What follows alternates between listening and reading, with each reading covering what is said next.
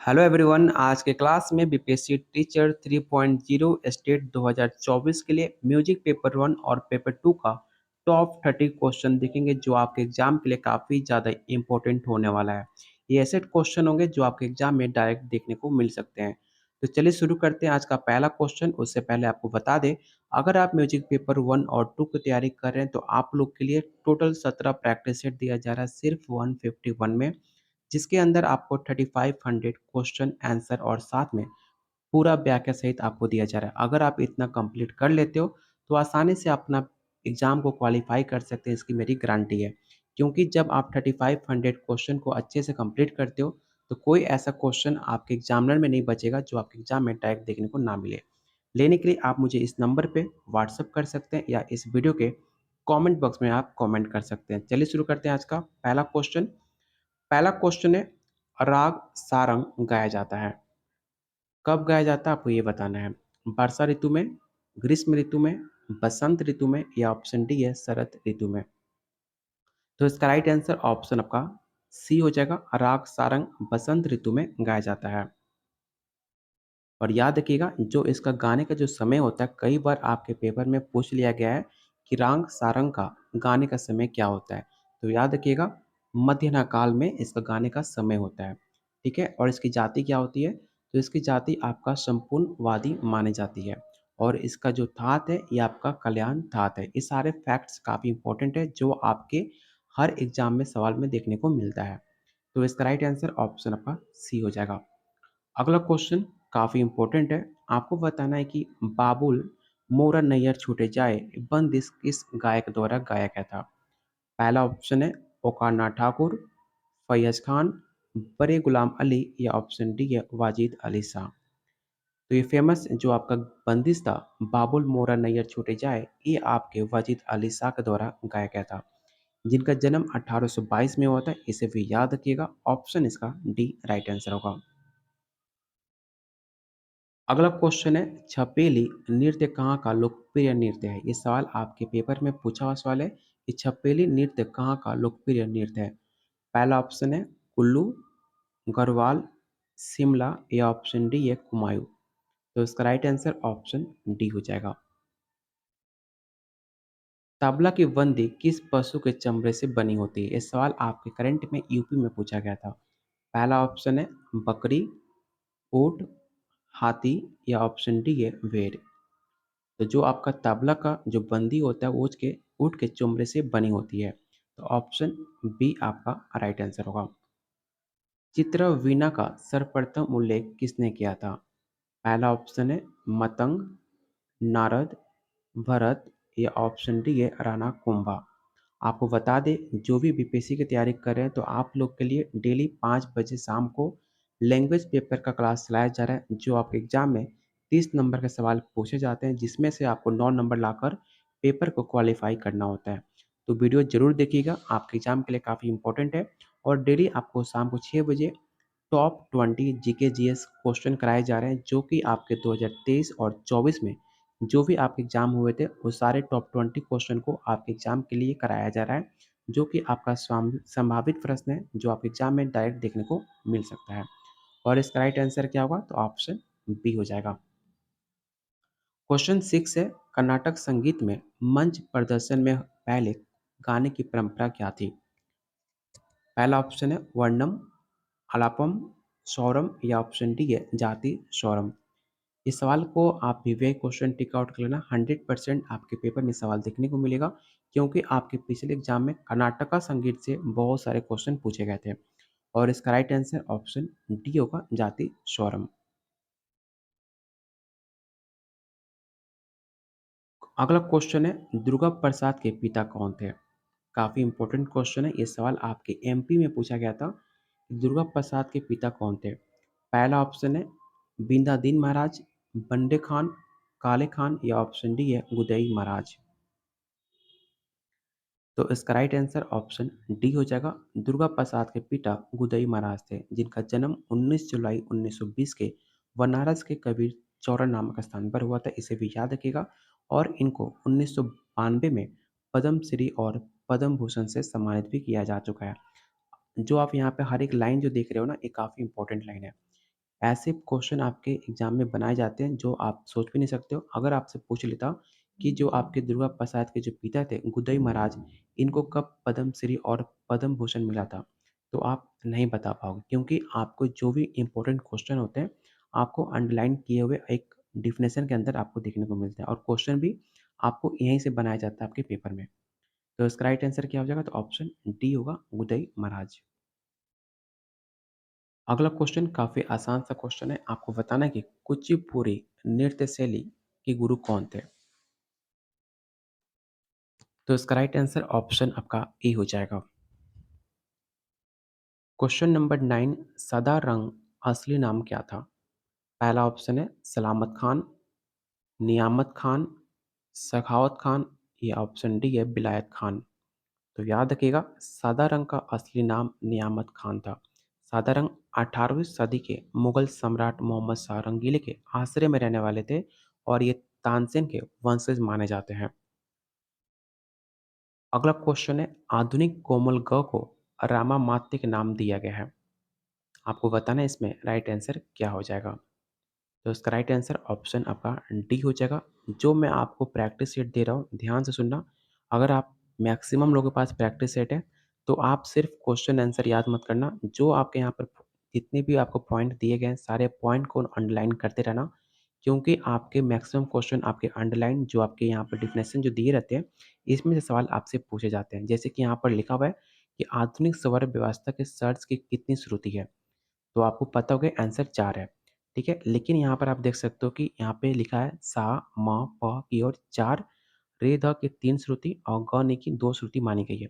अगर आपसे पूछ ले किस-किस कितनी श्रुति मानी गई है, तो आप कन्फ्यूज़ हो जाओगे और ऐसे क्वेश्चन आपके एग्ज़ाम में पूछे जाते हैं। इसलिए मैं आपको बार-बार कह रहा हूँ कि हर एक लाइन को अच्छे से कंप्लीट करना, अगर आप सीरियस हो तो।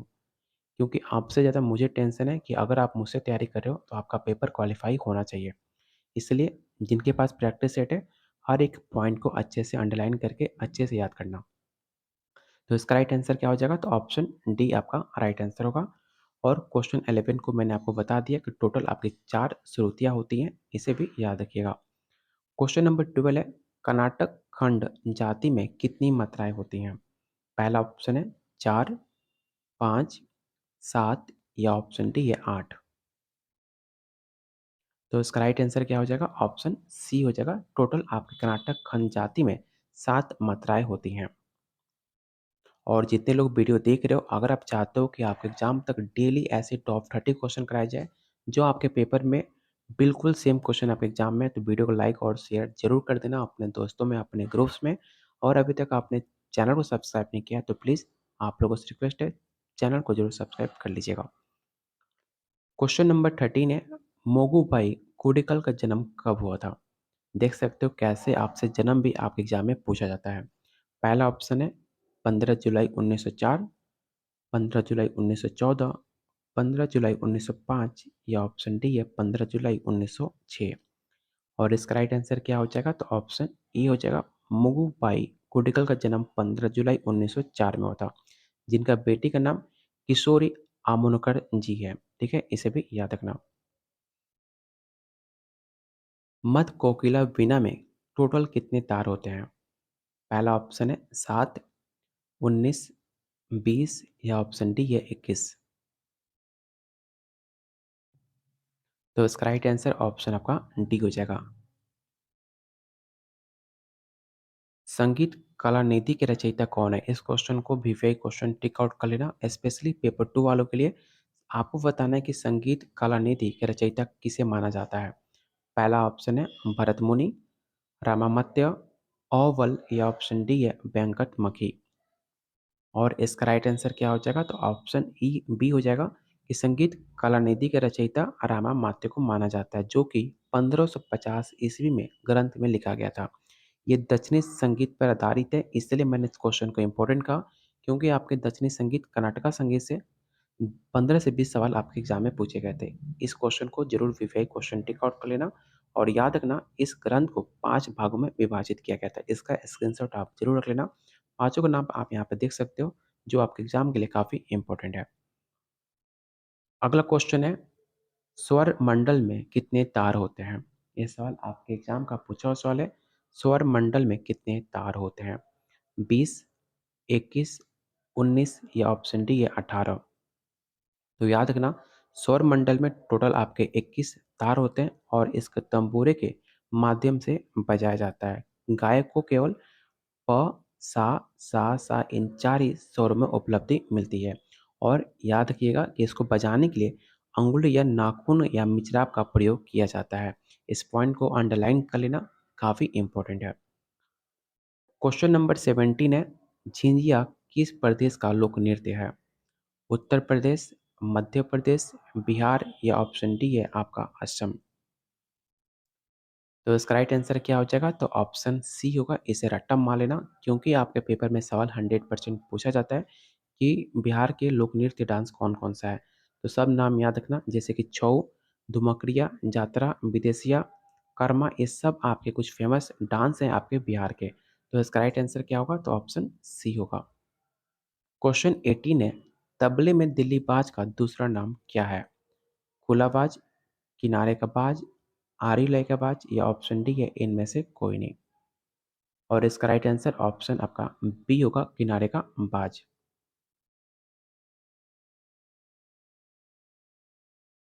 क्वेश्चन 19 है, स्वतंत्र वादन में सबसे पहले क्या प्रस्तुत करते हैं? पहला ऑप्शन है पेशकार, कायदा, उठान या ऑप्शन डी है परन। तो काफ़ी इंपॉर्टेंट क्वेश्चन है, याद रखिएगा आप लोग कि स्वतंत्र वादन में सबसे पहले उठान को प्रस्तुत किया जाता है। गायन और वादन के आरंभ में सम तक पहुंचने के लिए बोल समूह बजाया जाता है, जिसे उठान के नाम से जाना जाता है। तो इसका राइट आंसर क्या होगा? तो ऑप्शन सी हो जाएगा। क्वेश्चन 20 है, तबले के कितने प्राण होते हैं? ये सवाल आपके बीपीएससी में पूछा हुआ सवाल है। पहला ऑप्शन है 2, 10, 8 या ऑप्शन डी है 5। तो तबले के आप स्टार्टिंग में अगर आप थोड़ा भी म्यूजिक का नॉलेज रखते हो तो आपको पता होगा कि तबले में टोटल आपके 10 प्राण होते हैं और 10 का नाम आपको यहाँ पर देखने को मिलेगा। आप इसका स्क्रीनशॉट ले सकते हो अगर आपके पास प्रैक्टिस सेट नहीं है तो, क्योंकि क्वेश्चन काफ़ी इंपॉर्टेंट है, इसलिए इसका स्क्रीनशॉट जरूर रख लेना। अगला क्वेश्चन है, यदि 3 ताल की बंदिश सातवीं मात्रा से है तो मुकरा कितनी मात्रा का होगा? फिर से सुनो, यदि 3 ताल की बंदिश सातवीं मात्रा से है तो मुकरा कितनी मात्रा का होगा? सातवीं, छठी, आठवीं या ऑप्शन डी है नौवीं।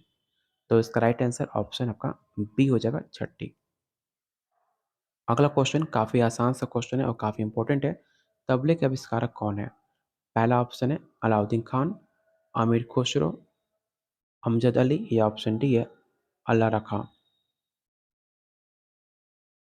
तो इसका राइट आंसर क्या हो जाएगा? तो आप ऑप्शन बी हो जाएगा, अमीर खुसरो।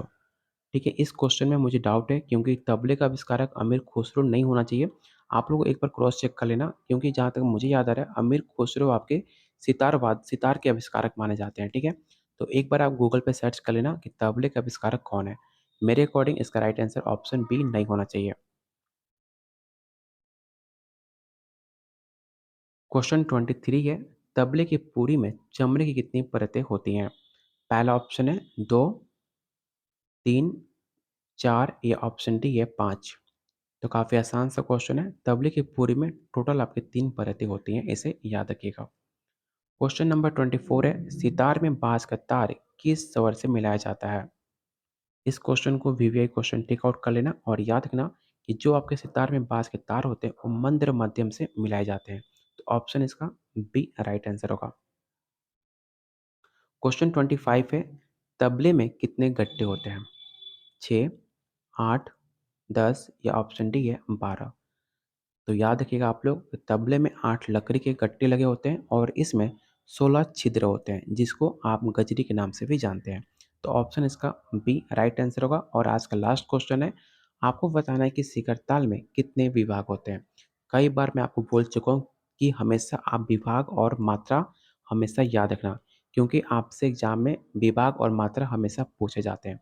तो आपको बताना है कि शिखर ताल में कितने विभाग होते हैं। तो याद रखिएगा, शिखर ताल में टोटल आपके 4 विभाग होते हैं। ऑप्शन बी इसका राइट आंसर हो जाएगा। टोटल हमने 26 क्वेश्चन किए। उम्मीद करता हूँ आपको वीडियो काफ़ी पसंद आया होगा और ऐसे क्वेश्चन थे जो कि आपके पेपर में डायरेक्ट देखने को मिल सकता है। तो प्लीज़ वीडियो को लाइक और शेयर ज़रूर कर दीजिएगा। अगर आपको प्रैक्टिस सेट चाहिए, आप सीरियस हो अपने एग्ज़ाम को लेकर, म्यूजिक पेपर क्लियर करना चाहते हो, तो आपको दिया जा रहा है टोटल 151 में 3500 क्वेश्चन आंसर, और आपने देख लिया कितने आसान भाषा में आपको समझा कर दिया जा रहा है। तो लेने के लिए इस नंबर पे आप मुझे व्हाट्सएप कर सकते हैं या इस वीडियो के कमेंट बॉक्स में आप कमेंट कर सकते हैं। और डेली 5 बजे लैंग्वेज पेपर और 6 बजे डेली आपको जीके जीएस का क्लास चलता है, दोनों मिस मत करना क्योंकि काफ़ी इंपॉर्टेंट है आपके एग्जाम के लिए।